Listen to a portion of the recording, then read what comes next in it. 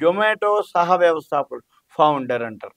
ఈ సహ వ్యవస్థాపకులు ఎవరైతే ఉన్నారో దీపిందర్ గోయలు ప్రాంతీయ విమానయాన రంగంలోకి ప్రవేశించేందుకు సిద్ధమవుతున్నారని అంకుర సంస్థ ఎల్ఏటి ఏరోస్పేస్ సహ వ్యవస్థాపకులు సురోబి దాసు చెప్పడం జరిగింది. ఏందో చూద్దాం. ఈ స్విగ్గీ, జొమాటో ఇవన్నీ ఏవైతే ఉన్నాయో, ఈ జొమాటో అందరికి తెలిసిందే, మనం బుక్ చేసుకోవడం అనేది, అంటే కొరియర్ మాది ఫుడ్కి. అయితే ఫుడ్డింగ్ ఉంది, అన్నీ వస్తాయి.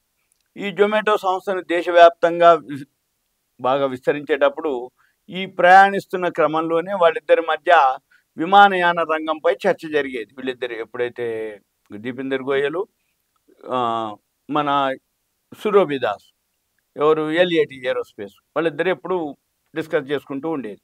అయితే మన దేశంలో 400 పైగా ఎయిర్ స్ట్రిప్లు ఉన్నాయి. అంటే విమానాలు రాకపోకలకు అనువైనటువంటి ప్రాంతాలు ఇవి. ఏవి 450 ఉన్నాయి.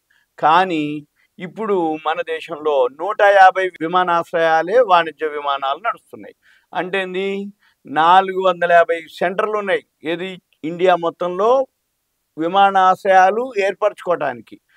అందుకని 150 ఉన్నాయి. ఇంకా 300 వరకు ఏర్పాటు చేసుకోవచ్చు. ఏది, ఎయిర్పోర్ట్లు.